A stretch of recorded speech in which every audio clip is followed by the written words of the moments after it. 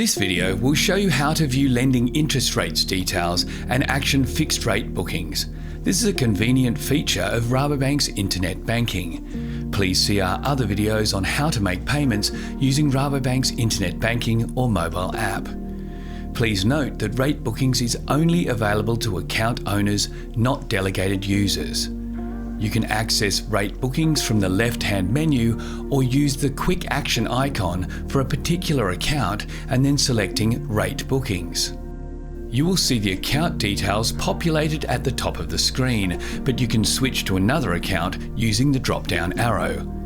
The amount available to fix and the current interest rate are shown. Below that are the available interest rates for the account, which are inclusive of the client margin, providing the all-up rate. A summary of the interest options the clients have, including whether the fixed rate is set to auto-roll. Should you wish to change this, please contact Client Services. You may also print this page for your records. Let's book a fixed rate now. Should you wish to book an interest rate effective immediately, please be aware this needs to be done prior to 4 p.m. on business days. Bookings are possible up to 10 business days in the future from today. Select the effective date for the fixed rate booking using the calendar icon. The available amount to fix will automatically update if a future date is entered.